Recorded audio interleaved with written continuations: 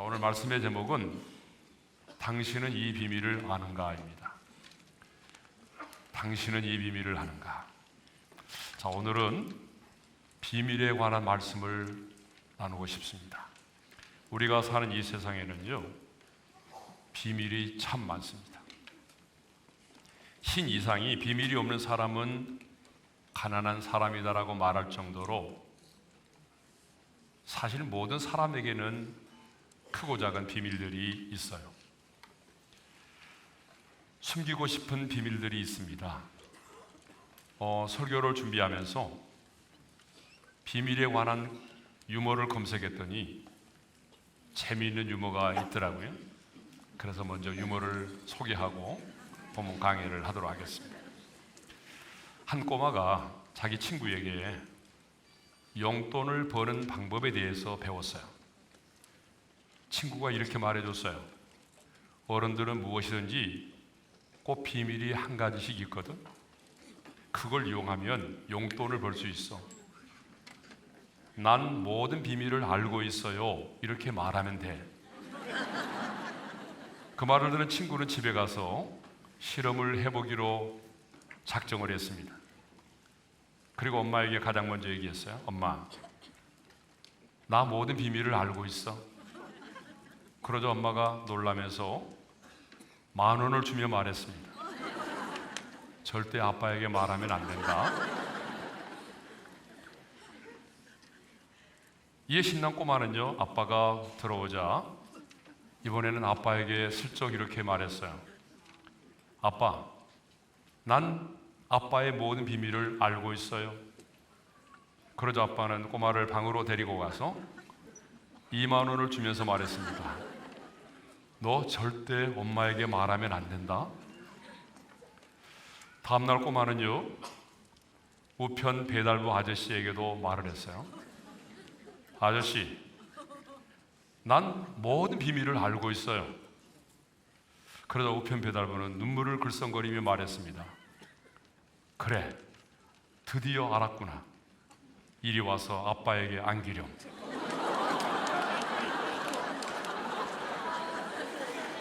아직 이해가 안 되시는 분들이 계세요.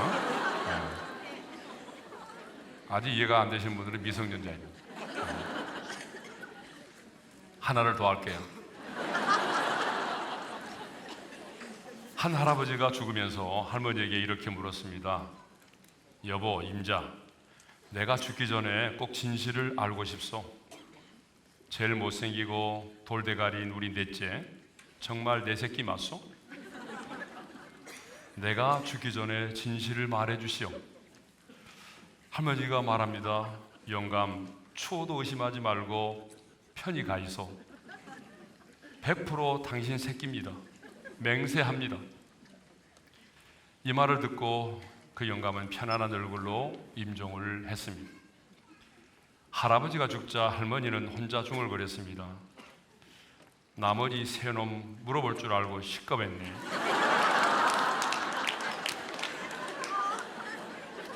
자, 방금 유머에서 보았듯이 이 세상에는요, 참 비밀이 많습니다. 출생의 비밀도 많아요. 네.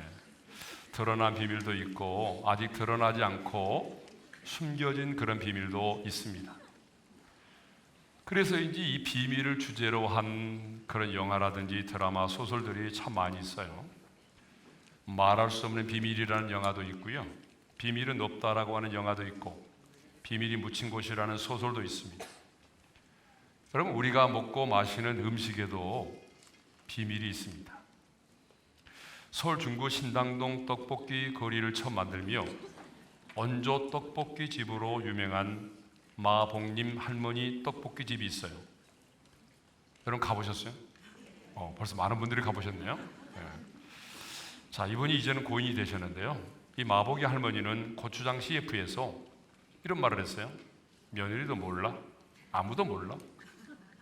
다시 말하면 고추장에도 아무에게도 말해줄 수 없는 비밀이 있다라고 얘기를 했어요.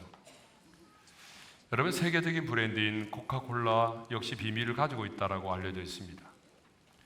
자, 우리가 사는 세상에는요, 이렇게 많은 비밀들이 있습니다. 출생의 비밀도 있고요, 음식의 비밀도 있고, 그리고 누구에게도 말하고 싶지 않고 감추고 싶은 비밀도 있습니다. 그래서 우리는 흔히 이건 절대 비밀이니까 아무한테도 얘기하지 마 라고 하는 말을 많이 하죠. 그런데 오늘 우리가 생각해 보려고 하는 이 에베소서 3장, 특별히 3절에서 9절까지를 보게 되면 비밀이라고 하는 말이 등장합니다. 그것도 한 번이 아니라 세 번이나 연속해서 비밀이라는 말이 나와요. 자, 우리 3절과 4절과 9절의 말씀을 이어서 읽겠습니다. 다 같이요. 곧 계시로 내게 비밀을 알게 하신 것은 내가 그리스도의 비밀을 깨달은 것을 너희가 알 수 있으리라. 하나님 속에 감추어졌던 비밀의 경륜이 어떠한 것을 드러내게 하려 하심이라. 자, 이렇게 오늘 본문에 보게 되면 비밀이라고 하는 말이 세 번이나 나옵니다. 이것은 무엇을 말하는가 하면 우리 하나님에게도 비밀이 있다는 거예요. 우리 하나님에게도 1급 비밀이 있다라고 하는 것입니다. 우리는 그래서 오늘 밤에 사람의 비밀이 아닌 하나님의 1급 비밀, 그 하나님의 1급 비밀에 대해서 생각을 해보고자 합니다. 그런데 오늘 우리가 생각해 보고자 하는 이 비밀은 통상 우리가 생각하는 그런 비밀과는 다른 비밀이죠. 하나님의 1급 비밀은 시크릿이 아니라 미스테리입니다. 본문에 나오는 비밀이라고 하는 단어는 헬라어로 보게 되면 무스테리온이라는 말인데, 이 말에서 영어 미스테리라고 하는 말이 나왔습니다. 그런데 헬라어로 무스테리온이라고 하는 이 단어는요, 계속 숨겨져야 할 비밀이 아니라 드러내고 싶고 자랑하고 싶은 비밀이라고 하는 것입니다. 여러분, 우리가 통상적으로 알고 있는 비밀이라는 개념과는 너무나 거리가 멀죠. 드러내고 싶고 자랑하고 싶은 비밀. 그런데 오늘 본문에 나오는 비밀은 우리가 생각하는 것처럼 숨기고 싶고 감추고 싶은 그런 비밀이 결코 아니라고 하는 거죠.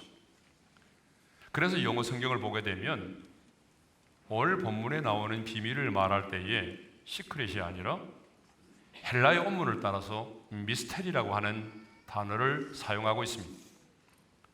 여러분, 똑같은 비밀이라고 하는 단어지만은 뉘앙스가 조금 다릅니다. 시크릿은 말 그대로 감추어져 드러나지 않는 것을 말하고요, 미스테리는 보기는 보는데 드러나 있기는 드러나 있는데 잘 모르는 겁니다. 이걸 미스테리라고 말하는 거죠. 그러니까 오늘 본문에 나오는 비밀은 확연하게 드러나 있음에도 불구하고 알지 못하는 비밀, 보기는 보아도 알아채지 못하고 듣기는 들어도 깨닫지 못하는 그런 비밀을 말하는 것입니다. 그렇다면 드러나 있음에도 불구하고 깨닫지 못하는 하나님의 그 1급 비밀이 뭘까요? 드러나 있지만은 사람들이 깨달을 수 없는 그 하나님의 1급 비밀이 뭘까요? 첫째로, 그 첫 번째 하나님의 1급 비밀은 예수 그리스도라고 하는 사실입니다. 자, 하나님의 첫 번째 1급 비밀이 뭐라고요? 예수 그리스도입니다.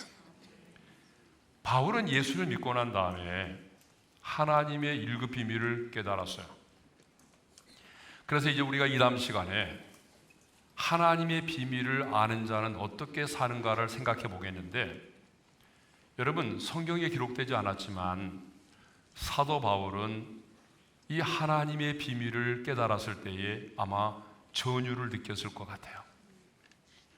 왜냐 그러면 사도 바울은 이 1급 비밀을 깨달았을 때에 자신의 인생의 방향이 바뀌었어요. 하나님의 1급 비밀을 깨달았을 때에 그의 인생의 가치관이 완전히 바뀌었어요. 그런데 여러분, 사도 바울만이 아니라 오늘 이 시대를 살아가는 사람들도 드러나 있지만 깨닫지 못하는 이 하나님의 1급 비밀을 발견하고 깨닫게 된다면 아마 전율을 느낄 수밖에 없을 겁니다. 바울은 예수를 믿고 난 다음에 하나님의 1급 비밀을 깨닫게 됐어요. 그러면 바울이 깨달은 1급 비밀이 뭐예요? 예수 그리스도라고 하는 사실입니다. 자, 여러분 4절의 말씀을 우리 함께 읽겠습니다. 4절 다 같이요. 그것을 읽으면 내가 그리스도의 비밀을 깨달은 것을 너희가 알 수 있으리라. 거기 보게 되면 내가 그리스도의 비밀을 깨달은 것을 너희가 알 수 있으리라고 분명히 말하죠. 그러니까 그리스도의 비밀을 깨달았다는 거잖아요. 골로새서 1장 27절의 말씀을 우리 함께 읽겠습니다. 다 같이요. 이 비밀은 너희 안에 계신 그리스도시니 곧 영광의 소망이니라. 이 비밀은 뭐라고 말하죠? 너희 안에 계신 예수 그리스도라고 말하죠. 그러니까 예수 그리스도가 비밀이라고 말을 해요. 여러분 그렇습니다. 예수 그리스도는 비밀이었습니다. 예수 그리스도로 말미암는 그 구원의 역사도 비밀이었습니다. 그리고 이 예수 그리스도로 말미암는 비밀은 우리 시대만 비밀이 아니라 만세와 만대로부터 감추어져 있었던 비밀이라고 성경은 그렇게 기록하고 있어요. 골로새서 1장 26절의 말씀을 읽겠습니다. 다 같이요. 이 비밀은 만세와 만대로부터 감추어져 있던 것인데 이제는 그의 성도들에게 나타났고, 그러니까 만세와 만대로부터 감추어져 있던 비밀이기 때문에 여러분 마귀도 이 비밀을 몰랐다는 거죠. 천사들도 이 비밀을 몰랐다는 거죠. 그런데 때가 되면 하나님께서 이제 이 비밀을 우리 가운데 계시해 주셨다는 것인데요. 성경을 보게 되면 우리의 구원은 어느 날 갑자기 이루어진 게 아닙니다. 우리의 구원은 어느 날 갑자기 이루어진 것이 아니고 성경을 보게 되면 성부와 성자와 성령 삼위 하나님께서 구원의 계획과 경륜을 정하셨습니다. 그래서 성부 하나님은 우리의 구원을 계획하시고 성자 예수님은 인간의 몸을 입고 이 땅에 오셔서 십자가에 달려 죽으심으로 우리의 구원을 성취하시고 성령 하나님은요 그 성취된 구원을 사람들에게 적용하는 일을 하시기로 그렇게 정하셨어요. 그래서 그 구원의 경륜을 따라 예수 그리스도를 계시하셨던 것입니다. 그러니까 여러분 우리가 구약을 읽어보게 되면 꼭 이스라엘의 역사책을 읽는 것 같은 느낌을 받을 때가 있어요. 그래서 많은 사람들이 구약을 읽고 난 다음에 아니 왜 이런 성경을 읽어? 우리나라 역사책을 읽어도 되지. 내가 구약을 읽어봤더니 이거 완전히 이스라엘의 역사책이고 역대 왕들의 그 행실을 기록해 놓은 것들인데 아니 우리나라에도 세종대왕도 있고 좋은 왕들이 있는데 왜 하필이면은 이스라엘의 왕들이 그 기록을 우리가 성경으로 보아야 되느냐 이렇게 이제 질문하는 분들이 없지 않아 있어요. 근데 여러분 참 이건 몰라서 그래요. 신구약 성경의 주제가 뭐예요? 예수 그리스도입니다. 그러니까 구약의 성경도 오실 메시아 예수 그리스도가 주제예요. 그러니까 구약 성경을 보게 되면 역대 왕들의 기록이 있고 이스라엘의 역사적인 사건들이 있지만 하나님은요 그 모든 사건과 상황들 속에서 또 하나님이 세우신 사람들을 통해서 하나님은요 우리 속에 그 속에 숨겨져 있는 예수 그리스도를 나타내신 겁니다. 그러니까 이제 제가 지금부터 몇 가지 사건을 통해서 구약이라고 하는 게 단순한 사건이 아니라 예수 그리스도를 계시하고 있는 사건임을 제가 여러분들에게 설명을 드리고자 합니다. 구약의 모든 사건이 다 그렇지만 첫 번째로 가죽옷 사건 아시죠? 여러분 가죽옷 사건이 뭐예요? 제가 처음 손봤던 그 여자의 사건이 아니죠. 네. 저도 갑자기 가죽옷 하니까 또 생각이 또 나는데 네. 이 가죽옷이 뭐냐 그러면 네. 청량리 맘모스 호텔에서 제가 만났던 그 여인이 입고 있던 가죽옷이 아니고 이 가죽옷은 바로 하나님이요 우리 인간들이 아담과 하와가 타락을 했을 때 에덴 동산에서 내어 쫓았잖아요. 그런데 그냥 내어 쫓지 않고 가죽옷을 지어 입혀서 내어 쫓았다는 거예요. 이 가죽옷을 지어 입혔다라고 하는 건 뭘 의미하죠? 여러분, 가죽옷을 지어서 입히려고 하면은 한 마리의 양이 피를 흘리고 죽어야만 했겠죠. 그러니까 예수 그리스도의 피 흘려 죽으심을 통해서 우리 죄인들이 예수 그리스도의 의의 옷을 입게 된다라고 하는 것을 보여주는 예표적인 사건이죠. 그러니까 그 가죽옷 사건 속에 이미 예수 그리스도가 계시되어 있는 거죠. 그 다음에 또 사건은 출애굽의 사건입니다. 430년 동안 애굽에서 종살이 하던 이스라엘 백성들을 하나님이 이끌어내셨어요. 근데 그 일을 이루기 위해서 누구를 보냈어요? 모세를 보냈어요. 자, 모세는 누구냐? 장차 우리를 죄에서 구원하기 위해서 인간의 몸을 입고 이 땅에 오실 메시아이신 예수 그리스도를 예표합니다. 그리고 바로는 누구죠? 바로는 이스라엘 백성들에게 자유를 빼앗고 이스라엘 백성들을 억압했던, 그러니까 우리의 원수 마귀인 사탄을 상징하는 거예요. 그리고 430년의 애굽에서의 종된 생활은 우리가 구원받기 전에 마귀의 종, 사탄의 종된 삶을 살았던 우리의 구원받기 이전에 우리의 삶을 말하는 것입니다. 그런데 이스라엘 백성들이 어떻게 구원을 받았나요? 10번째 재앙, 장자의 재앙을 통해서 구원을 받았어요. 그 장자의 재앙이 뭐죠? 유월절 어린 양의 피를 문설주와 임방에 바름으로 죽음의 사자가 건너뛰었고, 그래서 그들이 구원을 받았잖아요. 그러니까 이미 출애굽의 사건도 단순한 이스라엘의 역사적인 사건이지만 그 역사적인 사건을 통해서 하나님이 예수 그리스도를 통하여 그 피로 말미암아 우리를 구원하실 것을 미리 예표적으로 보여주는 계시의 사건입니다. 자, 그리고 구약에 보게 되면 정말 수없이 많은 짐승들이 제물로 드려지고 하나님 앞에 제사를 드리게 됩니다. 그렇죠? 이 구약에 정말 많은 제물들이 희생 제물로 하나님 앞에 제사로 드려졌어요. 근데 여러분, 이 구약의 제사도 보게 되면 다 예수 그리스도를 예표하고 있는 거 아시죠? 자, 가장 흠없고 점없는 그런 제물을 선택을 하고 그 다음에는 뭘 하죠? 그 다음에는요, 안수를 해요. 머리에다가 안수를 합니다. 그 제물로 드려질 짐승의 머리에 안수를 한다는 거예요. 안수를 한다는 걸 뭘 의미하죠? 죄의 전가를 말하는 거예요. 무슨 말이냐면 내가 죽어야 되는데 미안하지만 네가 내 죄를 뒤집어 쓰고 내 대신 죽어라, 그런 의미죠. 그러니까 꼭 그 짐승의 머리에다가 안수를 해요. 그 다음에는 어떻게 하는 거죠? 이제 가죽을 벗기고 각을 뜬 다음에 칼로 각을 뜬 다음에 제단에 올려서 불에 태워서 드리잖아요. 이건 뭘 의미하는 거예요? 이거는 우리 예수님께서 빨가벗김을 당하시고 채찍에 맞으시고 그리고 온갖 고난을 받으셔서 화목제물로 십자가에서 돌아가실 것을 의미하는 것입니다. 그러니까 여러분, 우리가 구약에서 드려지는 수많은 제사를 보면서 우리는요, 그 짐승을 보는 것이 아니라 우리를 위하여 십자가에서 화목제물이 되신 예수 그리스도를 볼 수 있어야 하는 것입니다. 그것만이 아닙니다. 여러분, 출애굽한 이스라엘 백성들이 광야길에서 이제 뱀에게, 독사에게 물리게 돼서 죽게 됐잖아요. 그때 하나님께서 내리신 처방이 뭐였어요?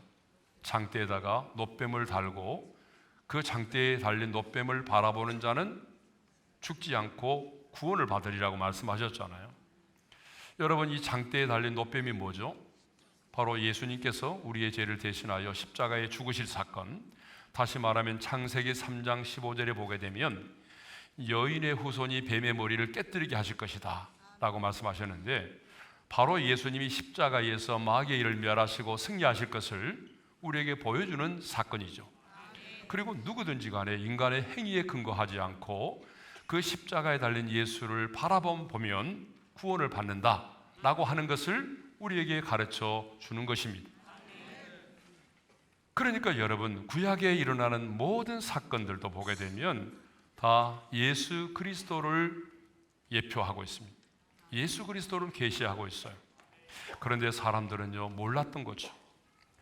특히 마귀와 그의 어둠의 세력들도 이 사실을 몰랐습니다.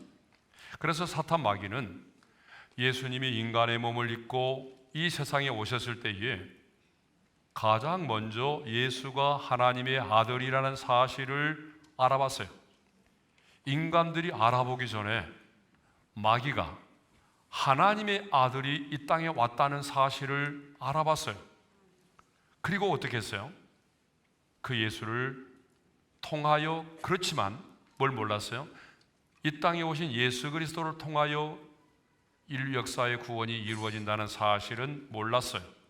그래서 이 땅에 오신 하나님의 아들 예수를 죽이려고 했던 거죠. 그래서 헤롯을 동원해서 예수를 죽이려고 했어요. 그 다음에는요, 마을 사람들, 동네 사람들을 동원해서 예수를 죽이려고 했어요. 그것도 실패했어요. 마지막에는요, 예수님의 제자인 가룟 유다를 돈으로 매수하여 그리고 마침내 예수를 십자가에 못 박아 죽였잖아요. 그래서 이 사탄과 그의 졸개들은 하나님의 아들 예수 그리스도를 십자가에 못 박고 난 이후에 우리가 승리했다, 우리가 이 땅에 온 하나님의 아들 예수를 십자가에 못 박아 죽였다, 그리고 그들은 샴페인을 터뜨렸던 것입니다. 하나님의 아들을 우리가 죽였다.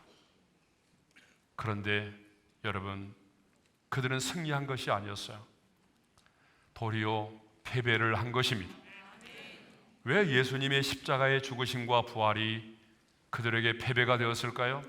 그것은 두 가지 사건 때문에 그렇습니다. 예수님의 십자가의 죽으심은 단순한 한 개인의 죽으심이 아니라 우리의 모든 죄를 담당하시고 그 십자가에서 우리의 죄값을 완벽하게 치르심으로 우리의 모든 죄를 사하셨다는 사실입니다. 그래서 예수님은 수치를 당하시고 형벌을 받으시고 마침내 죽으시고, 죽기 전에 주님이 하신 말씀이 있어요. 다 이루었다. 테텔레스 타이. 이 말은 무슨 말입니까? 값을 지불했다, 완불했다, 청산했다. 내가 너의 모든 죄값을 완벽하게 지불했다. 여러분, 예수님은 십자가의 죽으심으로 말미암아 우리의 모든 죄값을 완벽하게 지불하셨습니다. 그래서 사탄이 더 이상 우리를 지배할 수 있는 모든 권리를 빼앗아 버렸던 것이죠. 그래서 우리는 죄로부터 자유함을 얻게 된 것입니다. 거기서 끝나지 않았습니다. 예수님은 죽은 지 3일 만에 사망의 권세를 이기시고 부활하셨습니다. 그리고 그 부활하신 그 생명으로 죽었던 우리의 영혼을 다시 살리셨습니다. 그래서 죽음을 정복한 그 생명으로 우리에게 영원한 생명을 안겨주셨던 거죠. 그러니까 창세기 3장 15절의 말씀이 십자가상에서 온전히 이루어지게 된 것입니다. 이것이 바로 비밀입니다. 사랑하는 성도 여러분, 예수 그리스도는 우리의 구원을 이루심에 있어서만이 비밀이 아니라 사실상 모든 것이 비밀입니다. 여러분, 예수님의 성육신도 비밀이지 않습니까? 여러분 한번 생각해 보세요. 영이신 하나님이 어떻게 인간의 몸을 입고 이 세상 가운데 오신단 말입니까? 왜 예수님이 인간의 몸을 입고 동정녀 마리아에게 태어나야만 했는지를 이 세상의 사람들은 모릅니다. 우리는 알아요. 이제 우리는 그 비밀을 알고 있어요. 근데 세상의 사람들은요, 아니 하나님이 어떻게 인간의 몸을 입고 이 땅에 오신단 말이야? 그것도 처녀의 몸에서 나신단 말이야? 차라리 알에서 깨어난다고 말해야지. 어떻게 처녀가 잉태하여 아들을 낳아? 여러분, 세상의 사람들은 그 비밀을 모르는 것이죠. 뿐만 아니라 여러분, 예수님의 사역도, 예수님의 가르침도, 오병이어의 기적도, 썩어져 냄새나는 나사로를 살리신 기적도 엄밀하게 말하면 모든 것이 비밀입니다. 그들은 기적의 결과는 보았어요. 오병이어의 기적을 통해서 떡을 먹었습니다. 그렇지만 많은 사람들은 왜 예수님께서 오병이어의 기적을 행하셨는지를 몰랐던 거죠. 예수님은 분명히 말씀하셨습니다. 자신이 하늘로부터 내려온 살아있는 생명의 떡이심을 가르치기 위해서 오병이어의 기적을 행하셨습니다. 죽은 나사로를 왜 살리셨습니까? 자신만이 생명의 주이심을 드러내기 위해서입니다.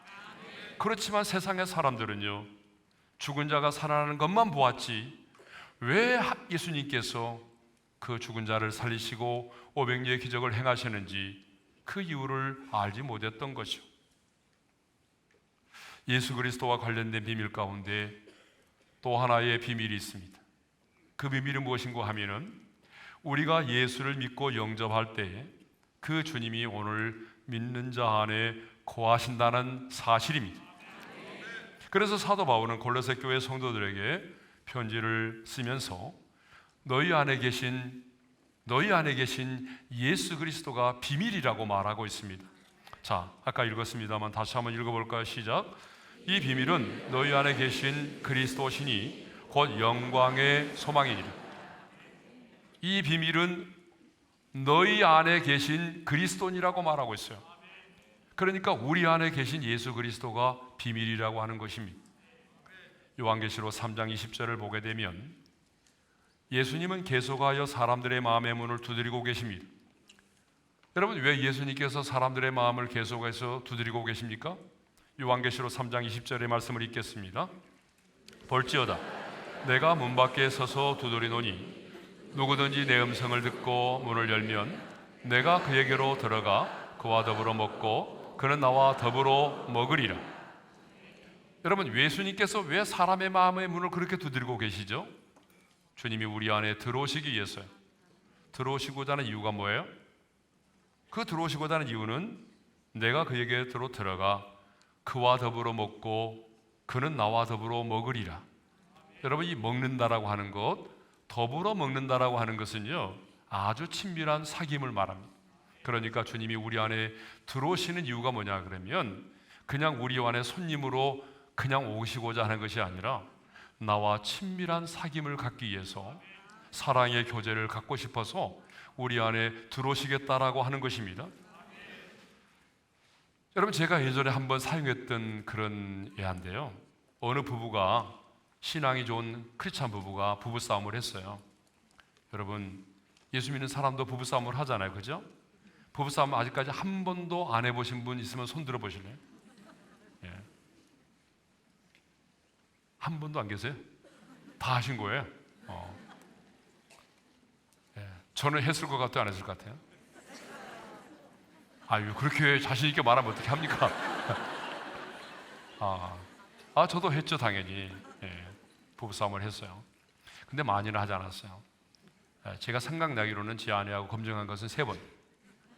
3번 정도 했는데, 근데 여러분, 부부싸움을 하더라도 어떻게 싸우느냐가 더 중요한 거 아니겠어요? 그죠? 안 할 수는 없어요. 그런데 이 크리스찬 부부가 부부싸움을 했어요. 부부싸움을 했는데 아내가 삐져가지고 안방으로 들어가서 문을 딱 걸어 잠그고 나오지를 않는 거예요. 아내들이 그런 전략을 많이 쓰잖아요, 그죠? 일단은 화나면 집에 들어가서 문 안 열어주고 나오지 않는 거예요. 예. 그러니까 이제 남편이 좀 힘들어졌잖아요. 빨래도 해야 되고 밥도 챙겨 먹어야 되고. 그런데 식탁을 딱 보니까 아내가 제자 훈련을 받으면서 암송했던 그런 성경 구절들이 식탁에 쫙 깔려 있어요. 그 말씀 중에 하나가 요한계시록 3장 20절이었어요. 남편은 이 말씀을 암송한 다음에 아내가 있는 방의 문을 두드리면서 이렇게 말했어요. 볼지어다 내가 문 밖에 서서 두드리노니 누구든지 내 음성을 듣고 문을 열면 내가 그에게로 들어가 그와 더불어 먹고 그는 나와 더불어 먹으리라. 딱 했어요. 방 안에서 그걸 듣고 있던 아내가 남편이 성경 구절을 가지고 자기가 있는 방의 문을 두드리는 것을 보니까 감동이 몰려왔잖아요. 그래서 그럼 나는 어떻게 하지? 그러다가 자신이 암송했던 말씀이 생각이 났어요.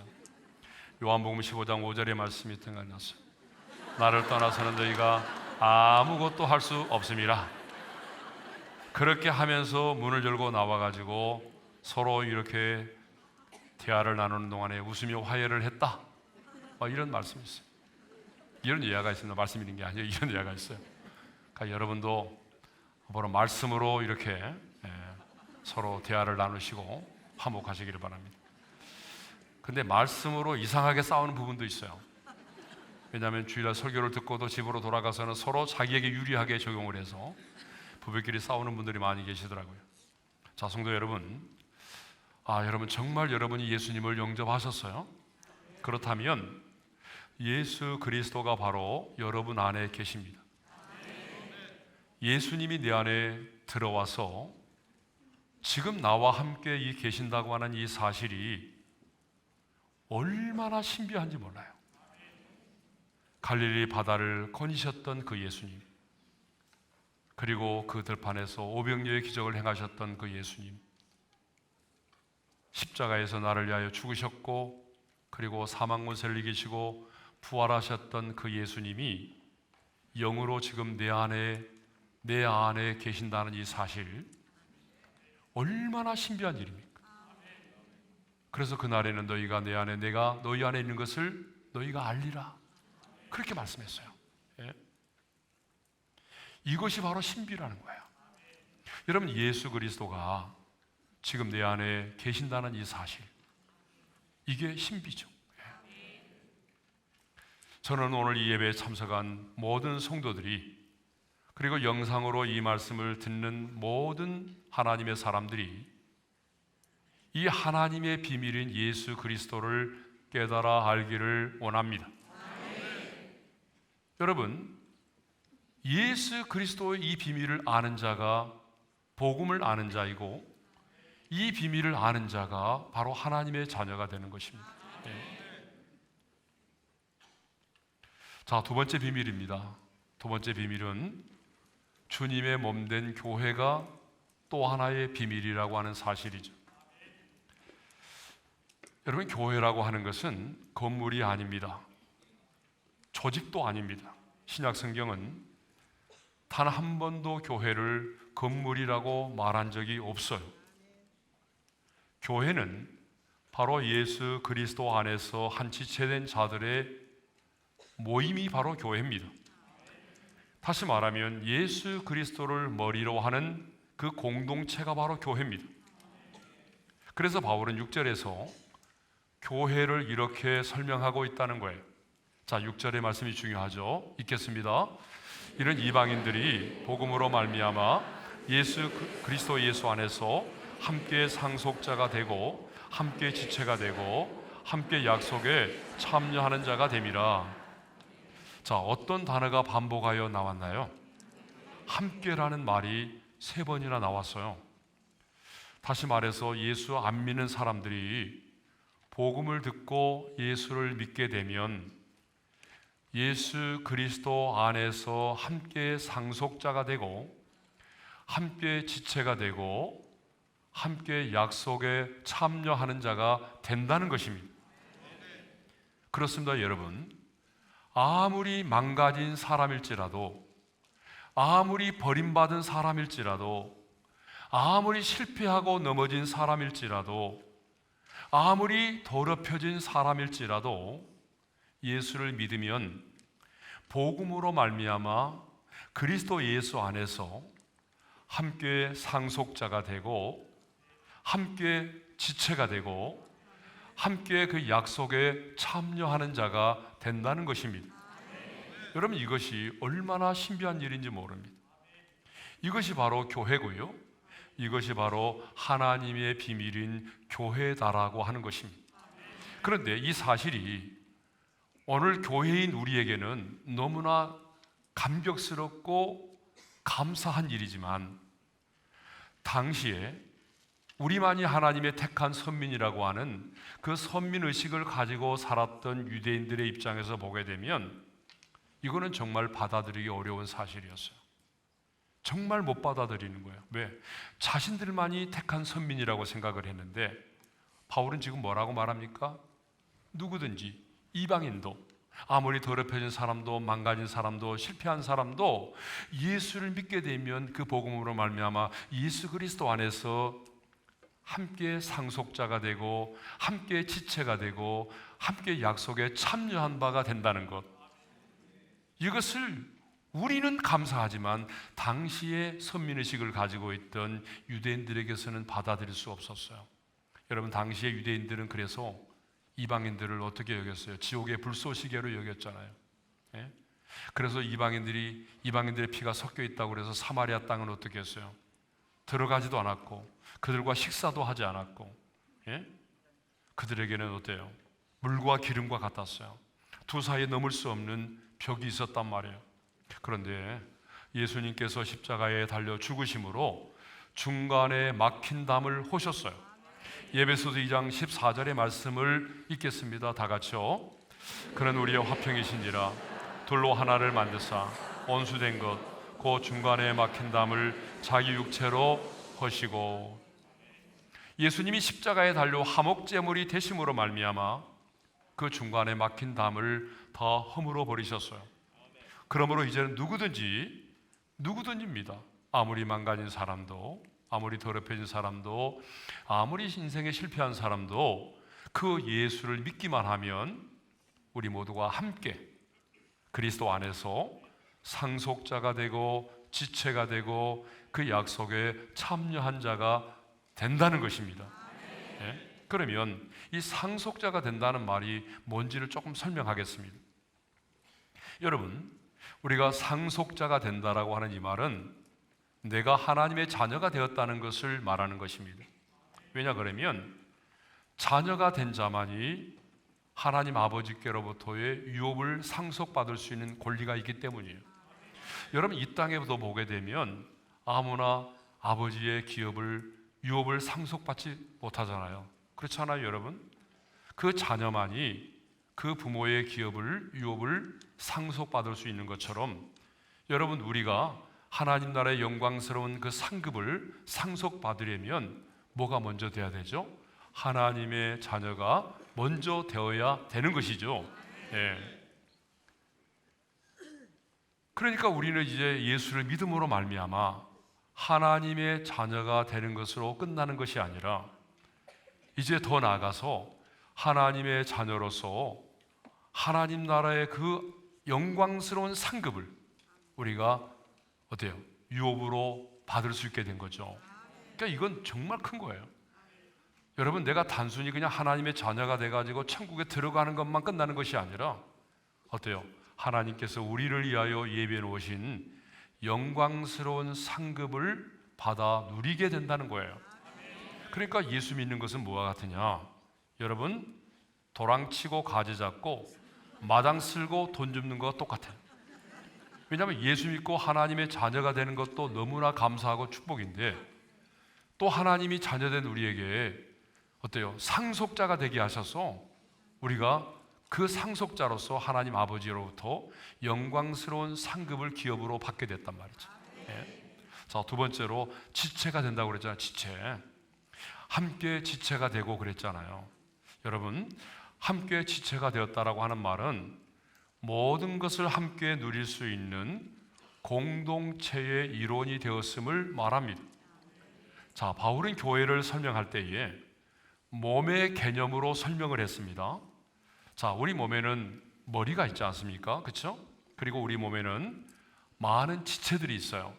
자, 얼른 보게 되면 손도 있고 발도 있고 그리고 귀도 있고, 뭐 귀를 만지면 좋다고 그래가지고 요즘에 제가 귀를 얼마나 많이 만졌는지요.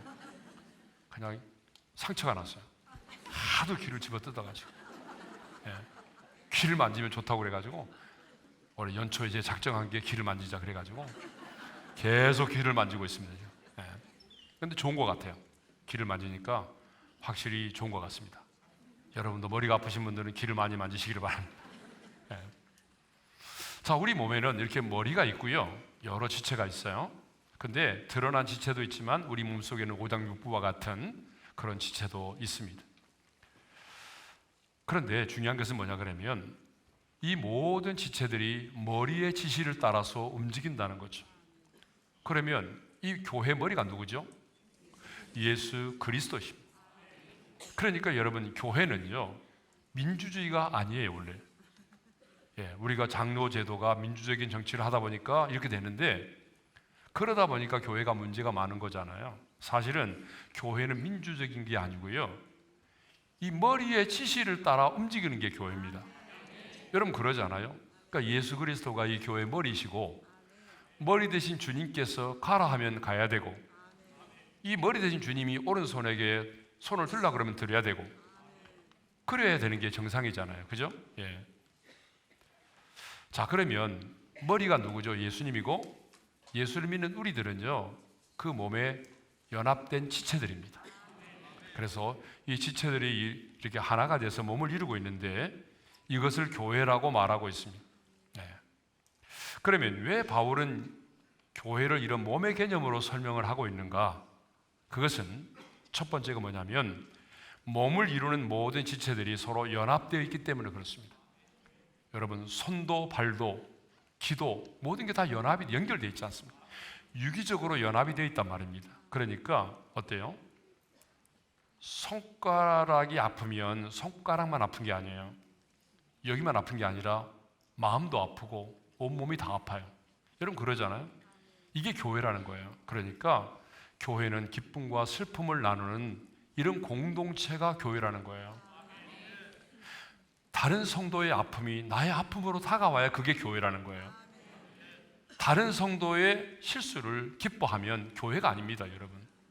그러니까 교회가 뭐냐? 교회는 그리스도의 몸으로서 그 몸에 연합된 지체들의 모임이다. 그렇기 때문에 교회는 기쁨과 슬픔을 함께 나눌 수 있는 그 공동체가 바로 교회라고 하는 것입니다.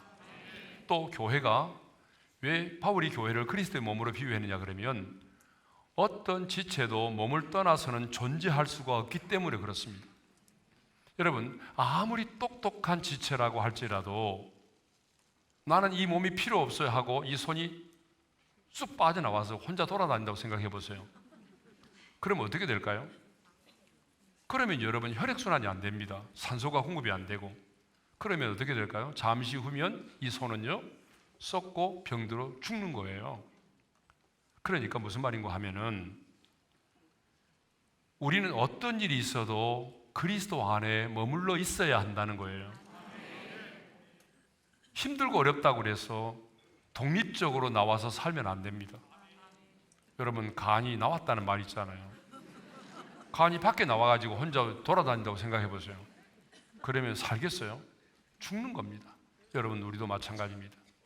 교회가 건물이 아니잖아요. 그러니까 교회도 어때요? 내가 아무리 똑똑해도 그 사람이 그리스도의 몸 안에 머물러 있어야만이 생명의 영양분을 공급받고 살아갈 수가 있다는 거죠. 예. 그리스도의 몸을 떠나면 죽습니다. 예. 그러니까 여러분 교회의 권위를 무시하거나 질서를 무너뜨리면 그 영혼이 병들고 썩고 말아요. 자, 여기서 말하는 교회는 건물과 조직으로서의 교회가 아니고 그리스도의 몸으로서의 교회를 말합니다. 교회는 이렇게 신비한 것입니다. 예. 자, 세 번째로 함께 약속에 참여하는 자가 된다고 그랬잖아요. 함께 약속에 참여하는 자가 된다. 여러분 이 말씀을 묵상하는 사람들마다 여러 가지 다양한 해석을 내려놓습니다. 저는 이 말씀을 이렇게 해석을 했습니다. 하나님께서 우리에게 주신 약속의 말씀들이 참 많이 있는데 그 약속의 말씀들을 내가 붙들고 선포하고 주장하며 기도하는 것, 이것이 바로 그 약속에 참여하는 것이다라고 저 나름대로 이렇게 정의를 내렸습니다. 그렇다면 여러분, 우리가 성경에 보게 되면 하나님이 우리에게 주신 약속의 말씀들이 얼마나 많이 있습니까? 대표적으로 요한복음 14장 27절의 말씀을 한번 읽어볼까요? 다 같이요. 평안을 너에게 끼치노니 곧 나의 평안을 너에게 주노라. 내가 너에게 주는 것은 세상에 주는 것과 같이 아니하니라. 너희는 마음에 근심하지 말고 두려워하지도. 자, 이 말씀을 여러분들이 약속의 말씀으로 딱 붙들고 이제 이렇게 기도할 수가 있는 거죠. 하나님, 주님이 이렇게 약속하셨잖아요. 내가 너에게 주는 평안은 세상에 주는 것과 같지 않다라고 말씀하셨죠. 주님, 나에게도 지금 필요한 것은 이 평안입니다. 근데 주님이 이 평안을 약속하셨잖아요.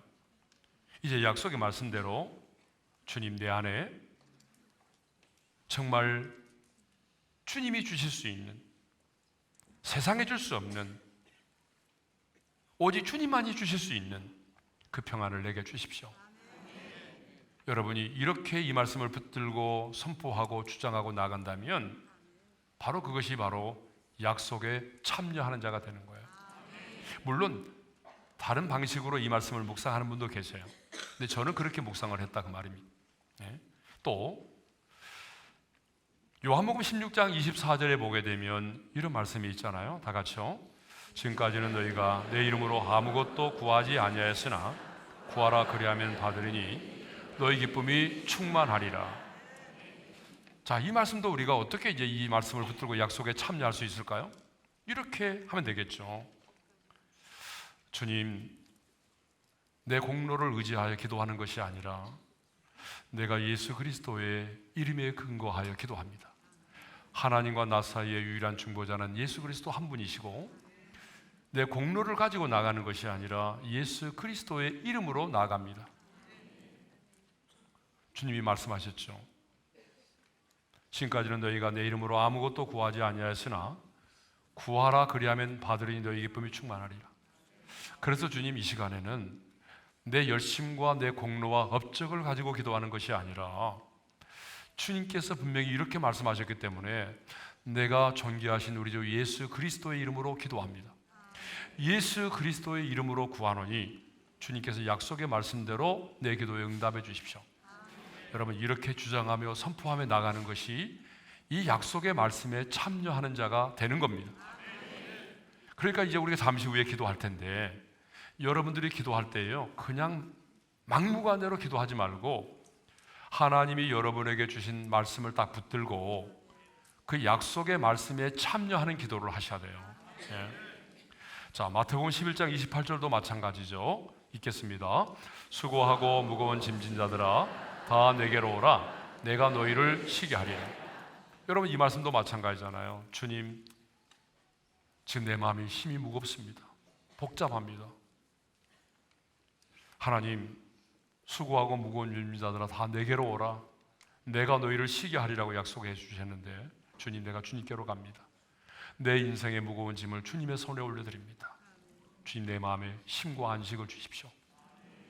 여러분, 이렇게 이 약속의 말씀을 붙들고 주장하고 선포하고 나가는 것이 이 약속의 말씀에 참여하는 자가 된다는 거예요. 예. 그런데 지금 이 땅에서 우리가 이렇게 기도할 수가 있지만 또 미래에도 약속에 참여한 자로서 우리는 새 하늘과 새 땅에 들어가서 생명의 멸관을 받아 쓰게 되는 그런 축복을 받아 누리게 되는 것이죠. 요한계시록 22장 5절의 말씀처럼 모든 저주가 사라진 새 하늘과 새 땅 가운데서 세세토록 왕노릇하며 지내게 될 것입니다. 예?